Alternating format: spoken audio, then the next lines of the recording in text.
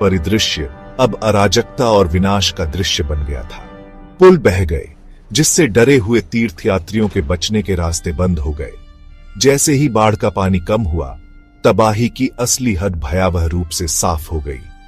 कभी साफ सुथरी घाटी अब खंडहर में पड़ी थी, जो प्रकृति की अदम्य शक्ति की एक भयानक याद दिलाती थी। घर और दुकानें मलबे में बदल गए थे। पहले कीर्तन और प्रार्थनाओं के विपरीत हवा मृतकों की खामोशी से भारी थी।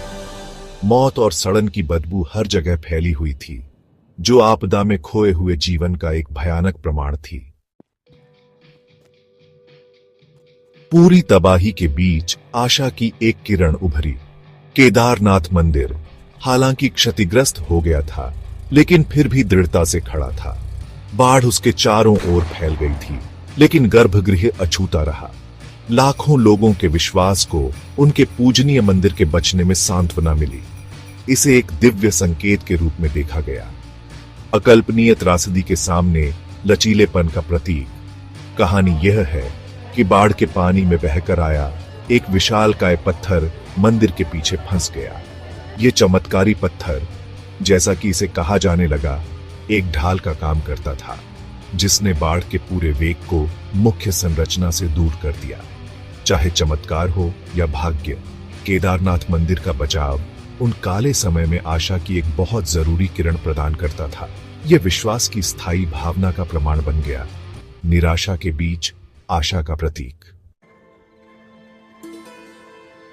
जैसे ही आपदा की खबर फैली, देश बचाव कार्य में जुट गया। भारतीय सेना, वायुसेना और अर्धसैनिक बलों ने एक बड़ा बचाव अभियान शुरू किया। हेलीकॉप्टरों ने फंसे हुए तीर्थयात्रियों को निकालने और आवश्यक आपूर्ति पहुंचाने के लिए खराब मौसम की परवाह किए बिना काम किया। बचाव कर्मियों ने अपनी जान जोखिम में डालकर तबाह घाटी से बचे लोगों को निकालने के लिए अथक प्रयास किया। खंडहरों से साहस और करुणा की कहानियां सामने आईं। स्थानीय ग्रामीणों ने, जिन्हें खुद नुकसान हुआ था, अपने घर और दिल फंसे हुए तीर्थयात्रियों के लिए खोल दिए।